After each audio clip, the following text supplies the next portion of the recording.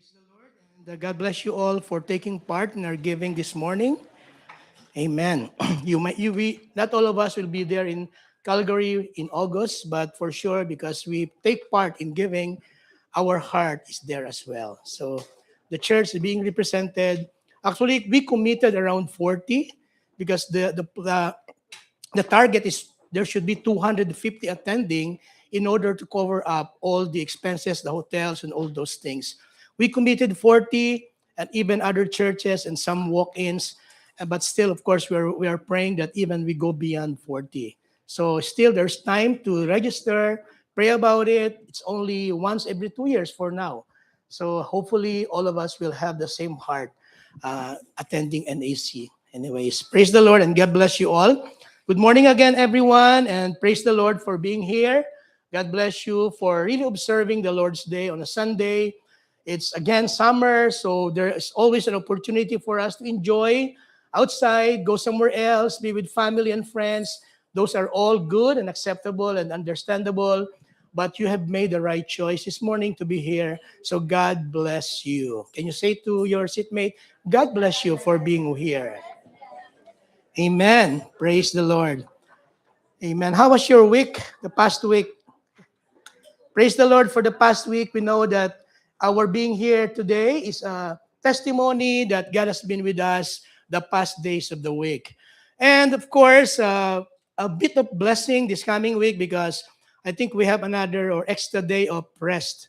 No, Wednesday is Canada Day, so another extra day of rest from work, enjoying with family, and of course, observing things that really matters in our very life. Amen. Praise the Lord. Okay. And because it's Canada Day on Wednesday, I will be preaching on something that, we can relate on, specifically for this Sunday.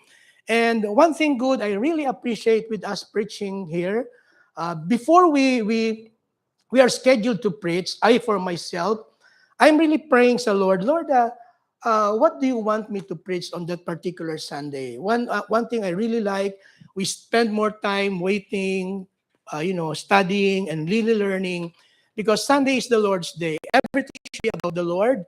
So it's not about our words, but it's all about the Lord. And praise the Lord, God is really revealing things that really comes from His heart. So God put into my remembrance, I think I preached almost the same, so similar message 3 years ago or 4 years ago about this. And it so happens also Canada Day.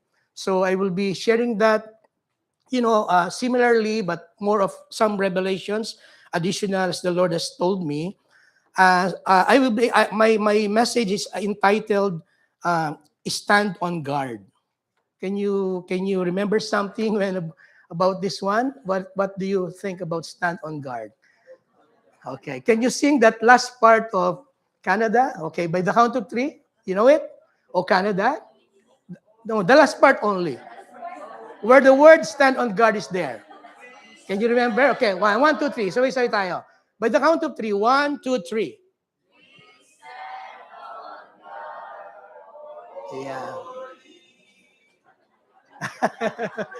Merong voicing merong parang merong maraming wala sa tono Anyways, stand on guard. Stand on guard. Very familiar words. Okay, stand on guard, and we of course remember Canada, the O Canada national anthem. Okay, I will be preaching on that because it's very timely. But before I go on, I would like to ask a question to each and every one of us. I'm asking this for several times, and hopefully, as I keep on asking this, we are internalizing the answer to the question. At the same time, our answer will really be part of our way here in Canada. So, do you think God has a plan? Do you think God has a plan why you are here in Canada for such a time as this? Okay. Now, if we are really a follower of Christ who always seek for God's perfect will, no, I believe your answer will be yes. God has a plan for you.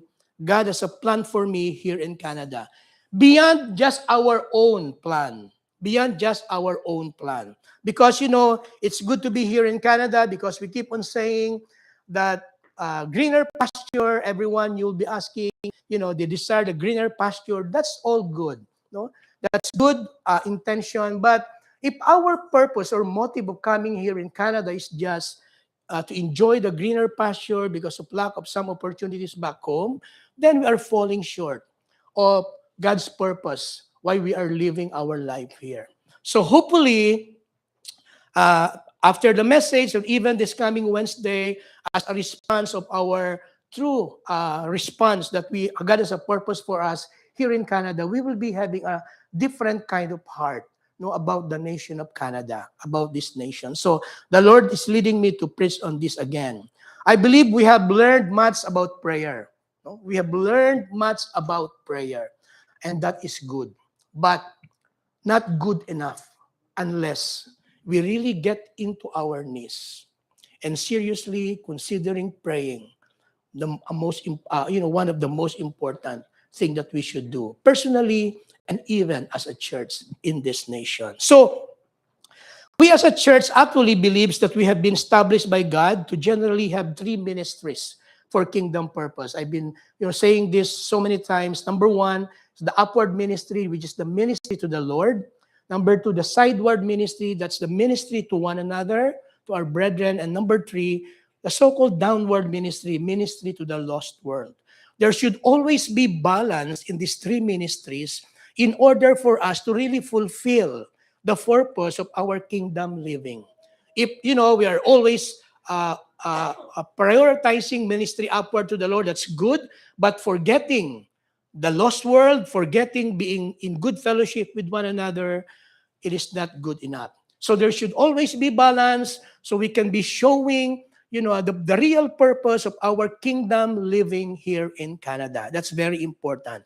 And for us as a church, prayer is very, very, very important. Knowing Kuya Dan and our elders, they are the convener of intercessors for the Philippines for the past many years. And we have, been getting the same kind of heart, not only praying for the nation of the Philippines, but also here in Canada. And God extended our calling because way back 2019, during our first NAC, we have been declared that we are now married to the land. No, we are now married to the land. So there's a partnership between Filipinos and Canada. We're praying here, and I understand that this coming July 1 to 4, President Bongbong Marcos will be visiting Vancouver for so-called, coordination with our Premier McCartney. Sorry, Mark Carney, okay, so that there should be a good relationship between the two nations. That's a good thing, di ba? But we are not there, so we will be praying also for the nation of the Philippines and here in Canada. Now, let's go to our text. Stand on guard. A very familiar account in the Bible, which we can see in Genesis chapter 18, verses 16 to 33, when Abraham intercedes for Sodom. Okay, can I request everyone to please rise up before, so we can read the word of God. Just follow me in my reading. Genesis 18:16 to 33. Then the men rose from there and looked toward Sodom, and Abraham went with them to send them on the way. And the Lord said, "Shall I hide from Abraham what I am doing? Since Abraham shall surely become a great and mighty nation, and all the nations of the earth shall be blessed in him. For I have known him, in order that he may command his children and his household after him, that they keep the way of the Lord, to do righteousness and justice, that the Lord may bring to Abraham what he has spoken to him." And the Lord said, "Because the outcry against Sodom and Gomorrah is great, and because their sin is very grave, I will go down now and see whether they have done altogether according to the outcry against it that has come to me, and if not, I will know." Then the men turned away from there and went toward Sodom. But Abraham still stood before the Lord. And Abraham came near and said, "Would you destroy the righteous with the wicked? Suppose there were 50 righteous within the city. Would you also destroy the place and not spare it for the 50 righteous that were in it?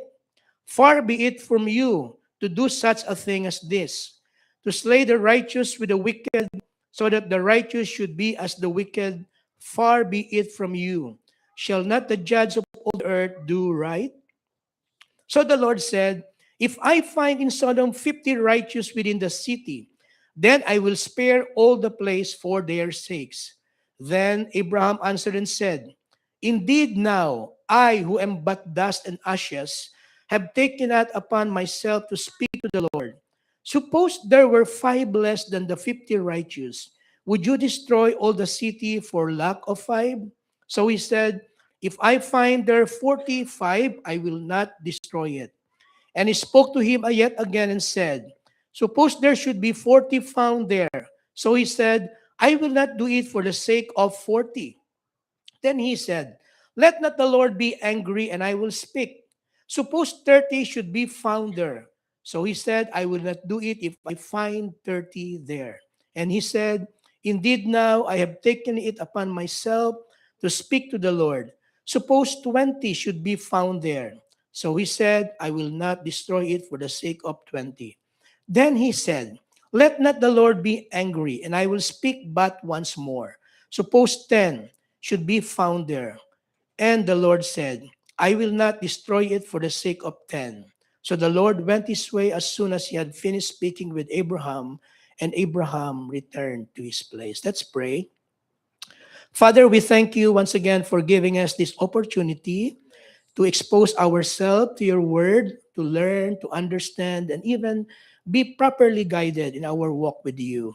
Holy Spirit, you are our teacher, so we pray that may you enlighten the eyes of our understanding in the name of Jesus. Such that, Lord, as we hear your voice, as we hear your words, God, may it be your voice that we will be learning.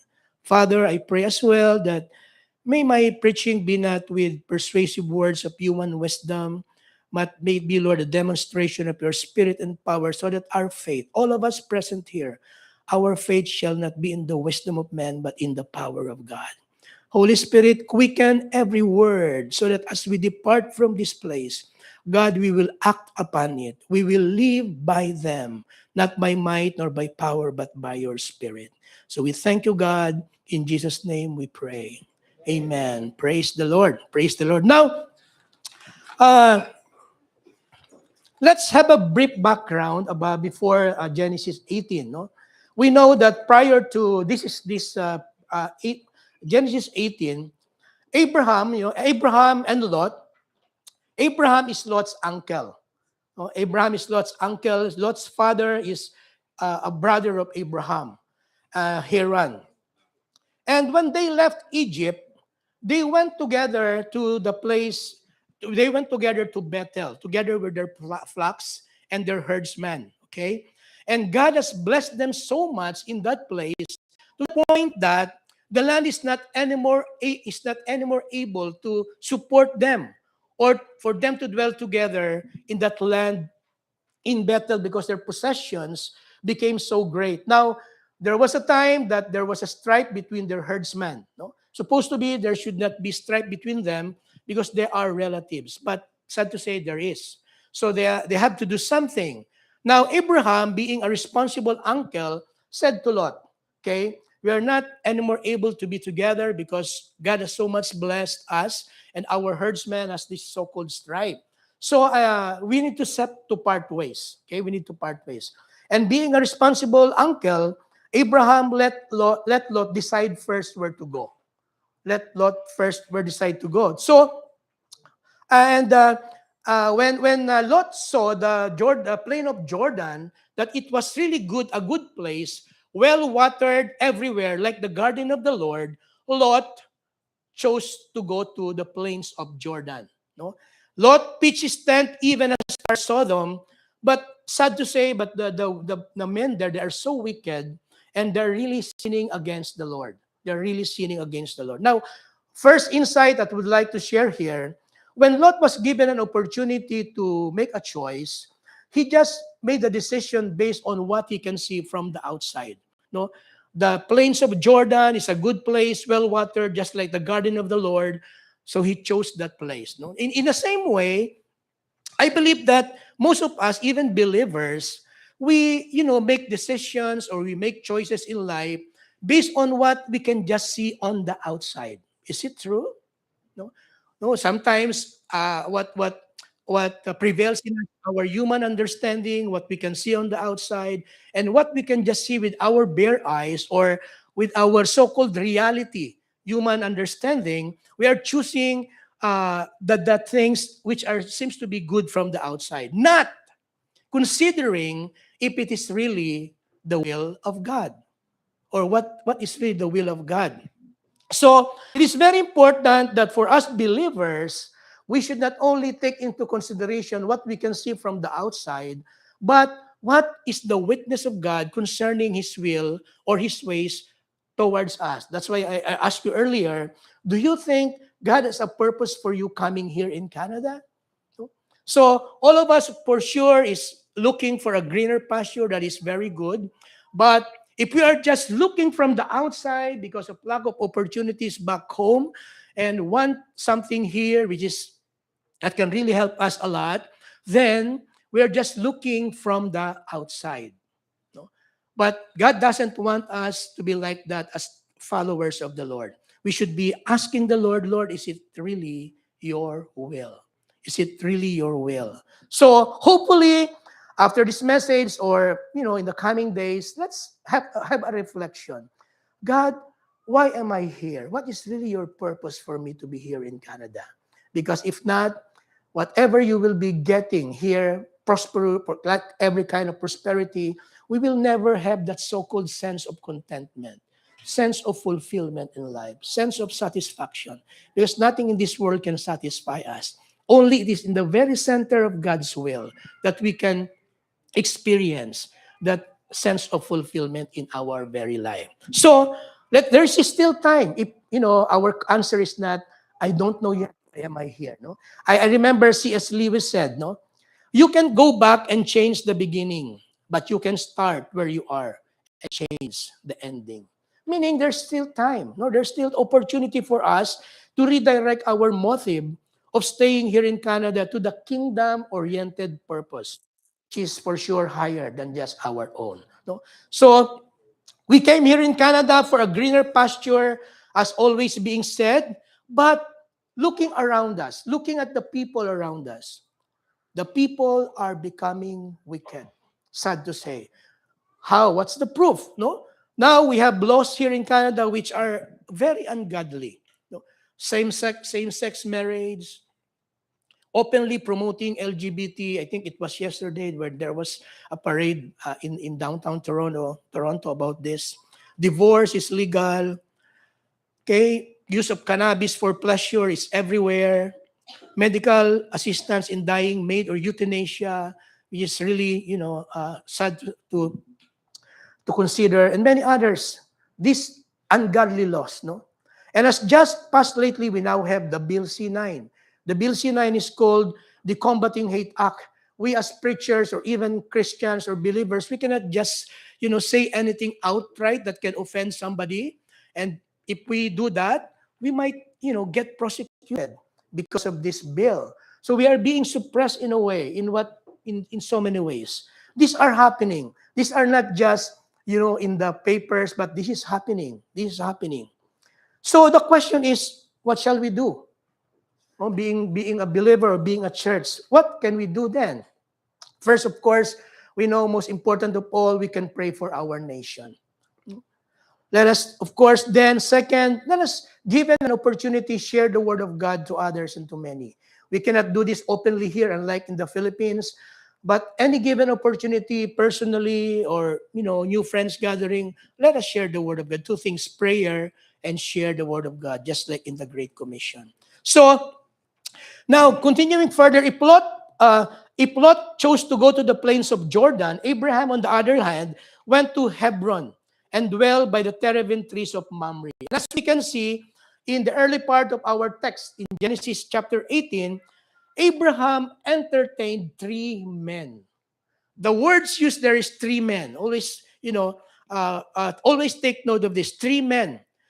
The Lord himself and two angels. The Lord here is being believed to be the Lord Jesus. hard to understand with our human comprehension or understanding. How come? Because Jesus only appeared in the New Testament, but we know, no, Jesus is existing even from the very beginning. The Lord Jesus and two angels in his tent under the terebinth trees of Mamre, which is in Hebron. Later, the two angels left Abraham's camp and started towards Sodom. But the Lord lingered and stayed with Abraham for a while. This is because Abraham still stood before the Lord and came near to him. Now, supposed to be, even the Lord will be going with the angels who went ahead towards Sodom. But because Abraham, you know, stayed with God, lingered with the Lord himself stayed with him. No, the Lord himself stayed with him for a while. So, and this is where Abraham continues to intercede for Sodom because the Lord revealed to him the plan to destroy Sodom and Gomorrah because the outcry against them, because of the outcry against them. Now, it is the Lord, no, it is the Lord. And going backward in Genesis chapter 17, the very first time the Lord appeared to Abraham is Genesis 17. It was when God gave him the promise that he will make him a mighty and great nation. And during that time, God made himself known, I am the Almighty God. The first time, Genesis 17. And then, of course, the sign of the covenant, which is circumcision. So this Genesis 18, it is the second time that the Lord appeared to Abraham. So Abraham is now more or less familiar who the Lord is. I don't understand how people of that time, even Abraham and others, can distinguish or recognize the Lord or even angels. In our human comprehension, it's hard to understand. But during that time, it is common to them. They can easily identify or distinguish angels or even the Lord himself. And so Abraham, again, was related to the Lord. But God appearing to Abraham and other men of God in the Old Testament, that is just very usual. In our text right now, in Genesis chapter 18, 17 to 19, I would like to mention three things. How God relates himself to us. How God relates himself to us so that we will understand, is it happening to me? Is it happening to me? How God relates himself to us. Three. Number one, in our uh, lesson for today, number one, yes, God reveals himself. God reveals himself. And number three, God reconsiders his servants. So we'll be going that three in a moment. Okay, now let's go to the first one. God reveals himself, and we can read it in Genesis 18, 17 to 19. And the Lord said, shall I hide from Abraham what I am doing? Since Abraham shall surely become a great and mighty nation, and all the nations of the earth shall be blessed in him.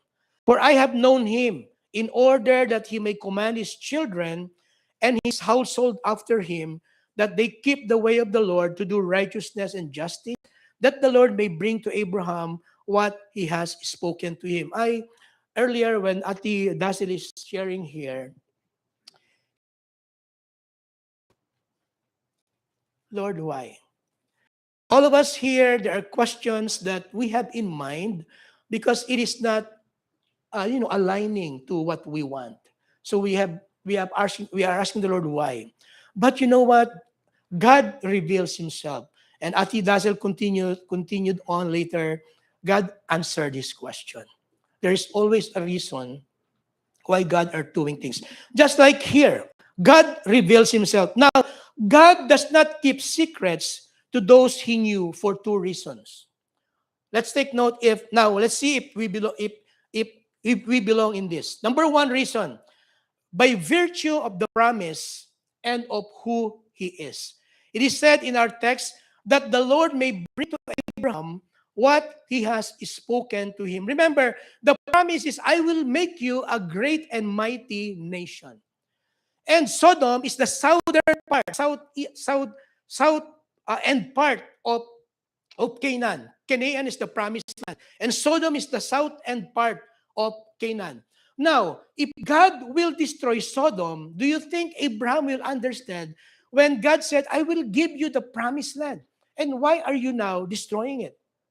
So Abraham will think God is doing contrary to what he has promised. Do we understand? So God has to reveal to Abraham the purpose why he's doing it. So by virtue of the promise, God needs to explain or to say to Abraham the reason why he will be the stewardess of the land. No? God is revealing to us by virtue of something, and what's happening is contrary to what we are seeing. We will be asking why. So, if our question is why, definitely there will come a time God will answer our question, and that is through revelation. And God explained then destroying Sodom. Likewise, brethren, our God reveals himself to us and even his plans to us merely because of who he is, and he is the God who will do according to what he has promised to us. He will do it even there's a time of waiting when we, heard a promise from the Lord and what's happening is contrary, and we are asking the Lord why. In the right timing, God will reveal himself to us and will answer our question why. And in that way, we will understand why it is happening. Number one, by virtue of the promise and of who is. Number two, by virtue of identity. In verse 18, it says, for I know him. God doesn't want to withhold any secret to Abraham, for I know him. God will reveal secrets to us, or will make himself reveal himself to us because God knows us. Now, the question is God revealing himself to us? Maybe sometimes, maybe not anymore, maybe always. It depends on how God knows us. So, for unbelievers, definitely not, because God doesn't know them. No, of course, when we look at the Bible, the Lord's words was, I know him, meaning I have chosen him and he is my intimate friend. Abraham, God knows Abraham and he considers Abraham as his intimate friend. If you will recall, no, in John 15:15, it says, no longer do I call you servants, for a servant does not know what his master is doing. But I have called you friends, for all things that I have heard from the Father I have made known to you. God is talking, Jesus is talking here to his disciples. God knows Abraham, and that he knows him as somebody who can command his children and his household after him to keep the way of the Lord, to do righteousness and purpose, that the Lord may bring to Abraham what he has spoken to him. An insight again, an insight. God has a personal knowledge of us all. And nothing in us and of us is hidden before him. How God reveals himself to us is in accordance with his knowledge of us. And it is very important to understand that God's knowledge of us as believers is based on the closeness of our personal relationship with him. Isn't it that the closest you are to the person, the more you know about him? Is it true? That's also with God to us. The closest is our relationship with God. The more intimate that we are to God, God will know us more who we are. But if we are far, it will never happen. So we must desire, brethren, to pursue intimacy with our personal relationship with him. Response here, really desire to have an intimate fellowship, relationship with the Lord. Our Bible study group now, we are in lesson 2 of developing our personal relationship with God, which is, we know this already, but we need to stir up again and quicken our understanding of this, the importance of personal devotion or quiet time. Because it is during that time that we can really hear the heartbeat of God when we read and meditate on the Word of God, developing our personal new relationship with God. We have to develop that. It is not only during Sunday that we hear the Word of God, or other times of we are hearing some preachings or reading books. Every day we have our Bible in at home. We can just easily get it and take some time, read and meditate on the Word of God. And that's the only way that we can really develop a very intimate relationship with God. Let's not wait until Sunday, another Sunday. Every day, let us desire to develop an intimate relationship with God, because it is in that closeness that God will reveal Himself more to us. No. God will make Himself known to us based on the level of our personal intimacy with Him. The closer our personal relationship with God, the greater revealing Himself to us, and the more sensitive, turning we will be of Him. No? Uh, to be honest, because God led me to preach this 2 weeks ago, 2 Sundays past, I prayed to the Lord, Lord, if you want me to share about this, you are revealing yourself. Make me re-experience something that is related to this. I told you one thing I really cherish when we preach, we can really seek God more, wait God for more, and really desire even for a personal experience about it. My prayer is that, Lord, make me experience in this coming 2 weeks something that I can say that you are revealing yourself to me. So 2 weeks yan. And then, ang prayer ko is like this, Lord, make me more sensitive and discerning to it. Because otherwise, I cannot say that, it is you working. And I think there were 4 experiences that I really see how God reveals Himself to me in some circumstance at work and even at home. And one thing lastly is last Wednesday, when I was in Bowmanville. It's an hour away from here, and I work, and when the contractor finished their job, it's the last day of the work. So what I did, I decided to bought them at Tim Hortons, the what do you call this, the combo type. I always do this on my own. That's to bless them. I bought 4 combo Tim Hortons with coffee. One thing I observed with the Canadians here, the white ones, they're good to have their lunch or dinner just a coffee. Just a coffee. That's good for them. But for us, we always have rice. So after around 4 o'clock, I bought that combo there and I gave it to them. But during my way from Tim Hortons, I was in the intersection and I was stopped. And I saw a man, an old man, who is, homeless, and in his placard it says, "Please help for a while. I'm hungry. God bless." No, the first I saw him, there was this immediate. Sometimes that's our thought, right? Oh, how come that he's doing this? He can work and all those things. Those things that we can help. There is that temptation to creep into my mind. But when I turned left and did nothing, I saw the car at my back. He stopped and he gave something. Pakita ko parang $5 pa eh. But you know what? On my way back to the contractor to give the Tim Hortons, there was a conviction and I lost my peace. I lost my peace.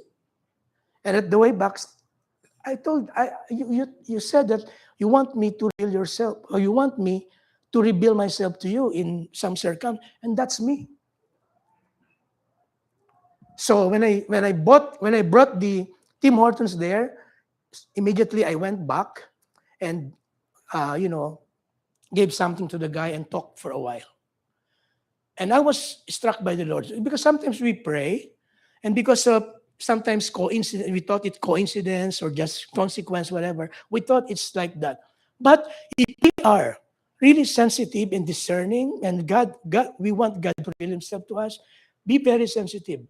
God can use people. God can use circumstance. So God is revealing Himself. We just need to be sensitive, to be discerning of those ways. And I tell you, after I did that, there was great joy in me.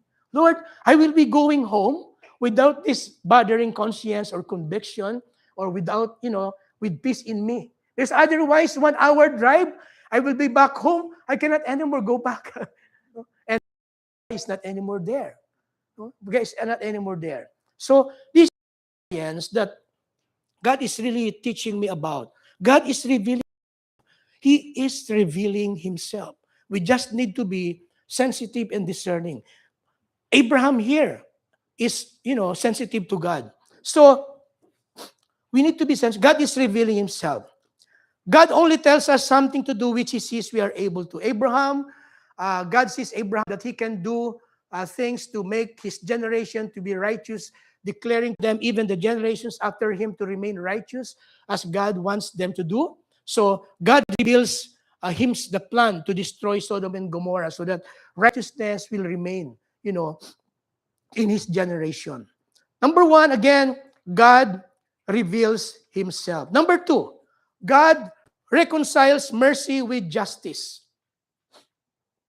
Two verses popular here. Verse 20, then the Lord said, the outcry against Sodom and Gomorrah is so great and their sin is so grievous that I will go down and see if they have done, what they have done is as bad as the outcry that has reached me. If not, I will know.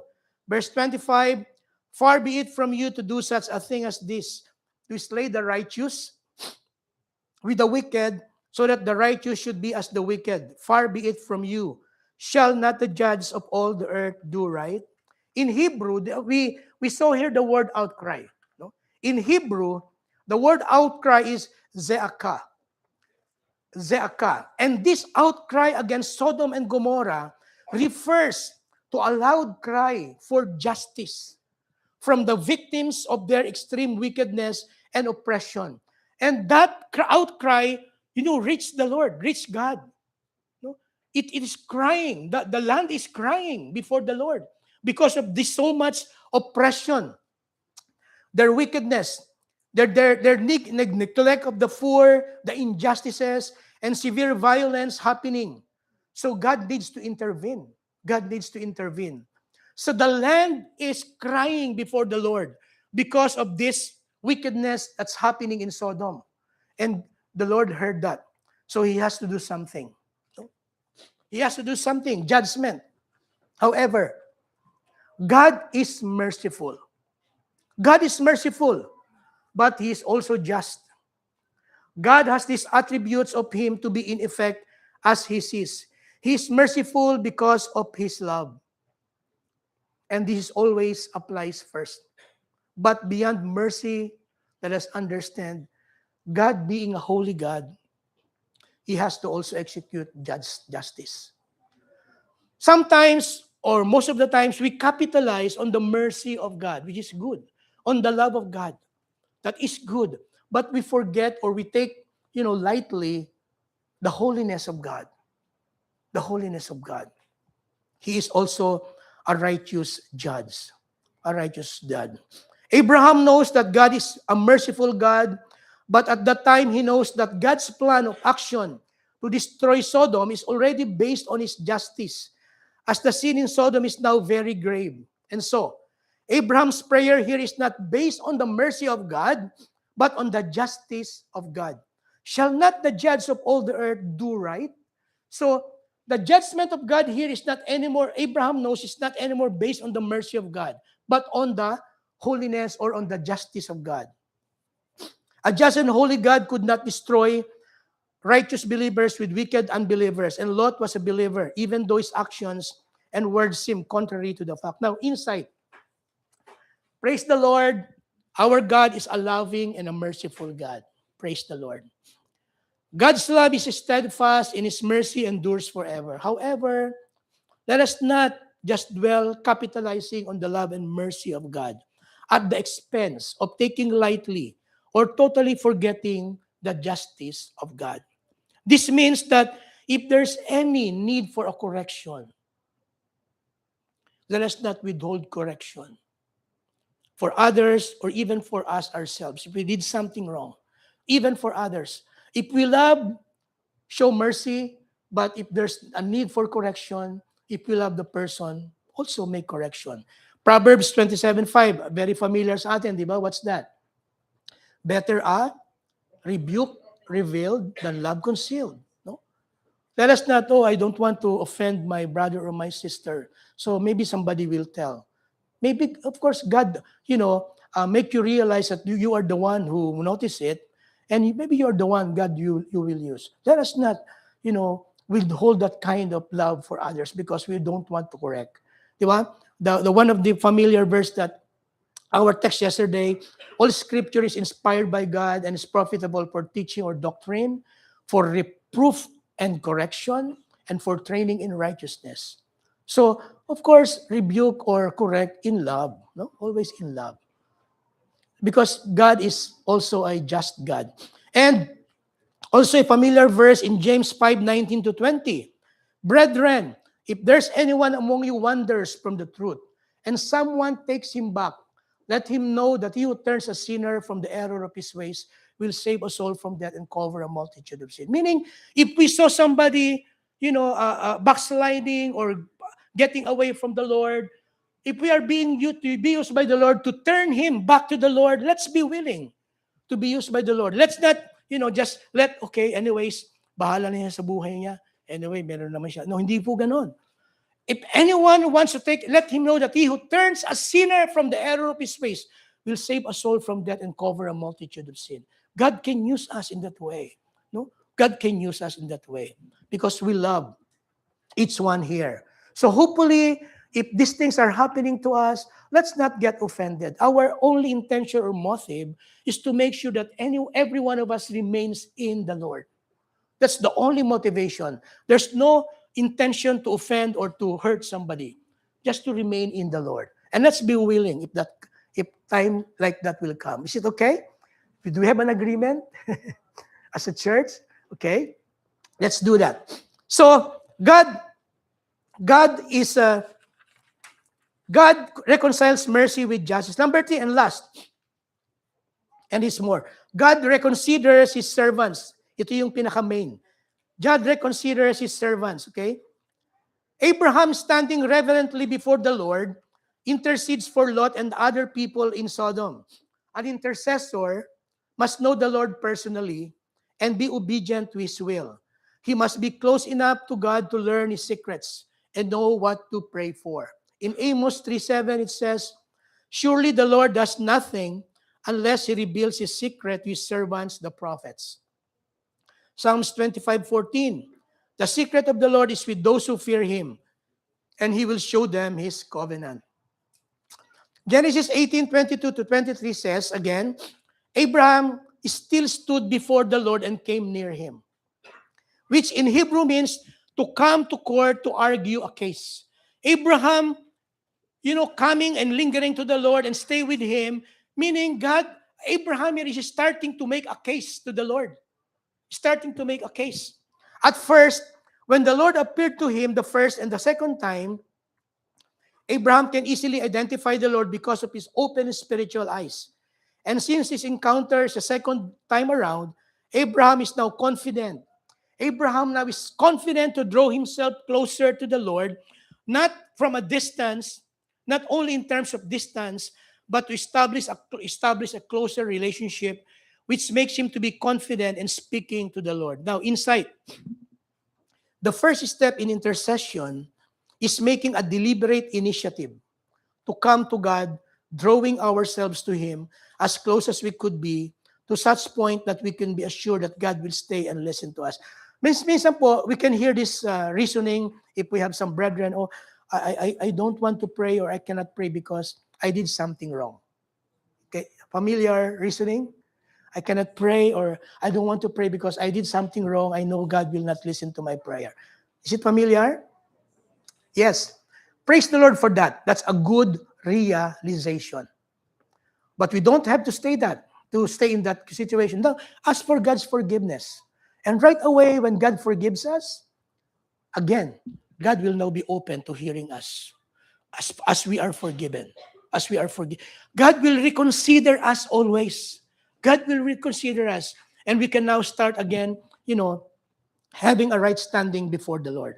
Having a standing before the Lord. Now, Abraham is still standing before the Lord, and coming near Him speaks not only of closeness of distance, but closeness of relationship. At first, now, instead, okay, remember, now practical application of that. Personally, let us desire and intentionally pray and intercede by seriously allotting time for it, no matter how busy we are or no matter what our circumstances. Who is not busy here? Is there somebody who's not busy? All of us are busy, right? No. But of course, if we consider praying, interceding very important, really take time. Aside from reading the Word of God, really pray, intercede for others. Number two, corporately, let us desire and intentionally come to a prayer gathering, no matter how busy we are or no matter what our circumstance is. Think of what is at stake so we could have a burden to pray and intercede. Can we see the need of this nation to be prayed for? The people, because of what's happening, what's at stake? No? What's at stake? So we can have a burden for this. What is the reason why we don't see it that way sometimes? Because we are passive. Anyway, Lord, I'm not being affected. So I just stay here. No? So we don't need to be like that. When Abraham started talking to the Lord, saying in verse 23, would you destroy the righteous with the wicked? He is not questioning the Lord. He's not questioning the Lord. Why he would do that? He is actually asking the Lord for a permission to present a case as a start of his intervention. He's not questioning, Lord, why will you do this? No. He's actually asking a question. Can you permit me to make a case, Lord? It's like that. It's like that. We cannot question the Lord because who we are too. Right? But you know what? We can open our heart to the Lord. Lord, can I open my heart about this? Just like Ate Dazel. No? Lord, why is this happening? No? But Lord, can I open my heart to you? And God will see our heart and He will honor our very heart for that. Abraham was burdened for Lot and Lot's family as well as for the lost sinners in the 5 cities of Jordan River, Jordan River Plain, Sodom, Gomorrah, Admah, Zeboim, and Bela. And he had to share that burden with the Lord. And so he started bleeding before the Lord. Take note that Abraham is not from Sodom. And yet he interceded for it and its people. What more if it is his place? We are now here in Canada. No? It is now our place. No? Though, we're not anymore in the Philippines. It's now our place. So the more that we should be interceding for this nation, the more. An intercession must really have compassion for the lost sinners, the people, and a burden for the land and the nation, the nation, so that he can truly come boldly before the Lord as if he's putting his own life at the mercy of God. Abraham here is putting his life at the mercy of God. Because what if God said, who you are to question what I will be doing? He's putting his life at the mercy of God. And that is an intercessor. We are putting our life at the mercy of God, interceding, on behalf of others. This is the problem now with believers and even the churches. There is no great amount of burden and compassion. The reason why praying and interceding is not a priority. It's just an option or a choice. And hopefully, we are not like that, both in personal and even as a church. Do you want to be like that? Of course, we don't want to be like that. Genesis 18:24-32 describe in detail how Abraham pleaded before the Lord. He bargained before God about not destroying Sodom for the sake of the righteous. Imagine the scene. Abraham is practically negotiating with the Creator of the universe. He starts at 50, then drops to 45, 40, 30, 20, and finally 10 righteous people. Each time he asks, what if, or suppose, he precedes his request with a plea for the Lord not to be angry. Don't be angry with me, Lord. What if, or supposed to be? If so, ganito. It is always being preceded with that kind of words. Abraham is not being disrespectful here. He is leaning into the intimate relationship with God. Diba? If you are so, meron ba tayong rito? If we are close to somebody, we can make lambing.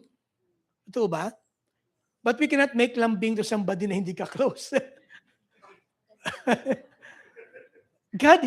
Abraham here is very, he's establishing a relationship close to God so he can make lambing sa Lord. What's the insight here? We are often afraid to bring our persistent, daring request to God because we fear we are crossing the line. But God delights in our bold, relational confidence, and He doesn't shut down Abraham's inquiries. He engages with them. This illustration encourages us individually and as a church to bring out our what if prayers. We can bring out our what if prayers to God for our families, for ourselves, for our communities, and even for our nation. Lord, what if? Lord, what if? Lord, that is, an expression of intimacy. Paglalambing sa Lord. And that is what Abraham did here. We can also do for our family, for ourselves, for our community, and even for our nation. But why do you think Abraham stops with 10? Whereas, he could have lowered it down even to 5. What if there is 5, Lord? No? Lot, yung kanyang wife, yung dalawa niyang anak na babae, and since may asawa, 6. So, pwede sigurong 5. Pero ba't di niya ginawa?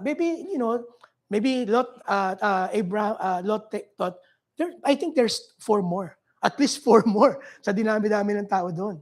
Pero sad to say, wala.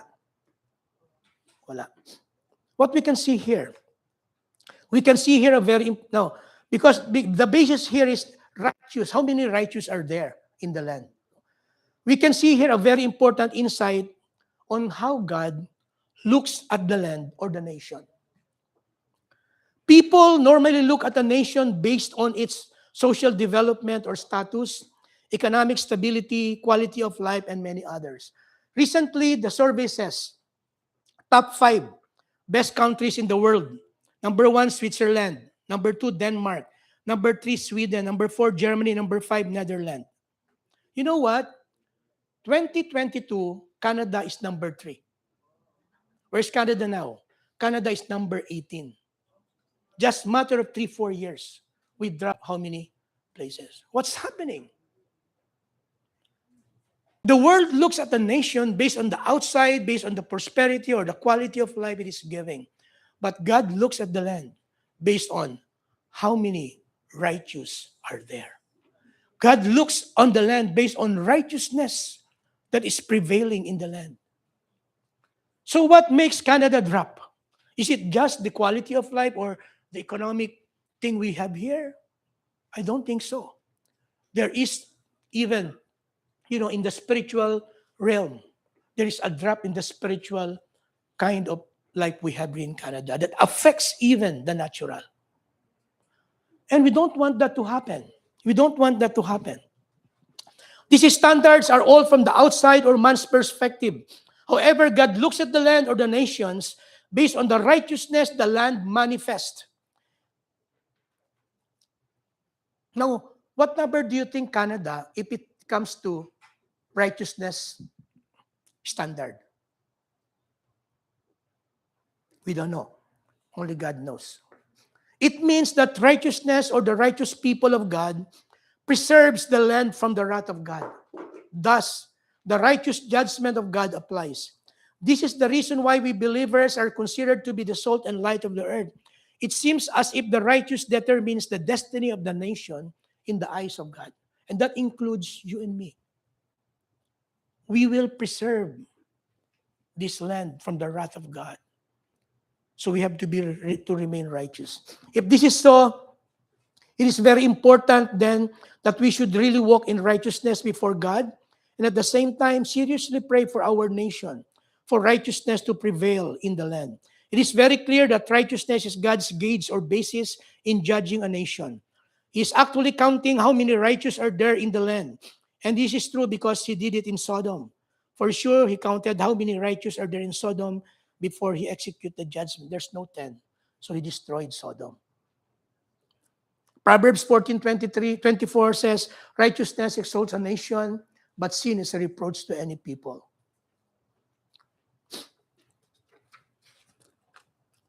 Now, while Abraham's prayer stopped at 10 righteous people, God's justice ultimately required absolute perfection. God's justice requires absolute perfection, 100%, not 99.9.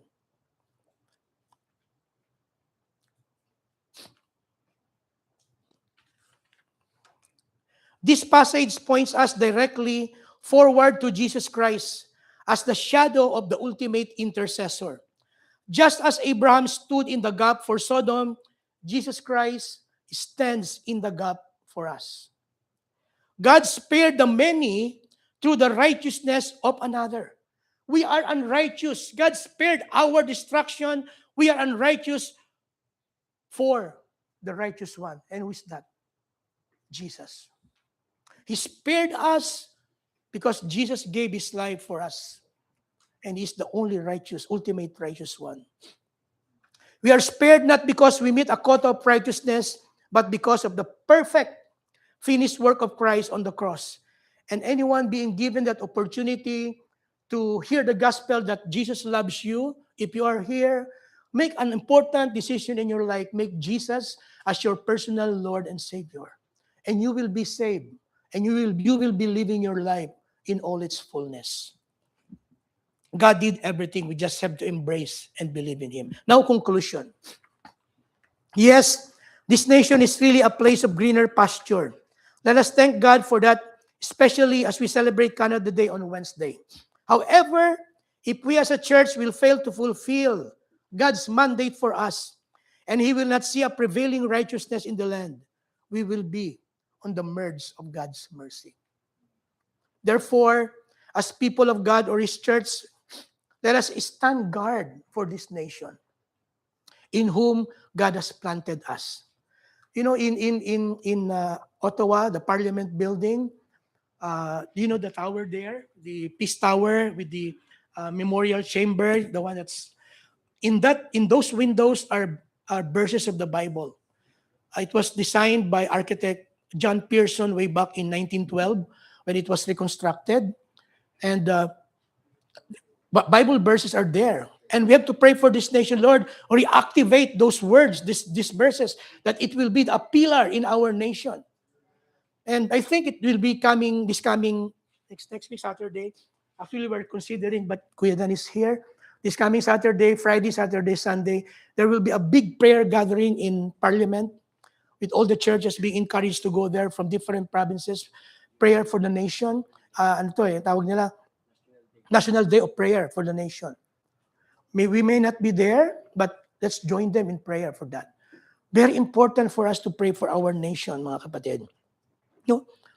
In 2 Chronicles 7:14, if my people who are called by my name shall humble themselves and pray, seek my face and turn from their wicked ways, then I will hear from heaven. I will heal. I will. People.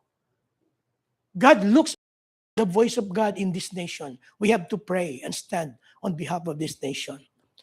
So, hopefully, again, we are not only here in Canada for the purpose of enjoying the greener pasture. We are here to enjoy the blessings of the Lord. Praise the Lord for that. But we have to preserve the land from the wrath of God. Pray for this nation. Pray for the people. Amen? And so, when we celebrate Canada Day, okay, let's enjoy the extra day of press, but consider pray for the nation. Pray for the nation. And I'd like to encourage also this time, try to attend our midweek prayer meeting. It's only in the second and fourth Wednesday of the month, no? And every first Saturday of the month, General Dawn prayer meeting. Every General Dawn prayer meeting, first Saturday of the month, our focus is the church, us and the members. But on the midweek prayer meeting, our prayer focus is more on the nation and the people. And really, God sees our heart. He will hear our cry, even for the nation. Okay? So hopefully, in a way, we will be like Abraham. You will be like Abraham. 99 years old, still standing on behalf of the people. We're still young. Who's the oldest in us here? It doesn't matter how old we are, what our age. We can still stand before the Lord. It's just a matter of our heart, presenting our case before the Lord. Amen? Okay, sige. Our response is like this. We will be praying for the nation as a response. We will be singing the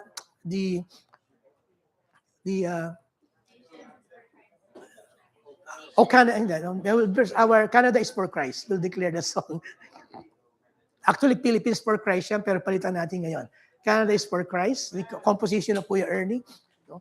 Very familiar song. We'll be singing the song, but we will be praying for our nation. So, two groups. I will be dividing the two groups into number one, this group from here, this one. You will be praying for a sort of repentance for the nation. Let us repent before God on behalf of our nation for all the sins of the people and the nation. God is looking for righteousness, and we are the church. We should stand on behalf of the nation, repent for the wickedness of the land and the people. Let's stand before the Lord. Lord, we are here, your people, your church, and making us righteous. We are standing on behalf of our nation. God, forgive us from all our sins. This, okay? Number two, this group, you will be praying for the churches here in Canada. That includes us to be prayerful. Lord, make us a church which will be prayerful, and even other churches all over Canada, the provinces and the territories, standing in a gap. Okay, two concerns. Okay, number one, repent. Number two, the church. Pray for the church. So yeah, okay. So can we all rise up this time first?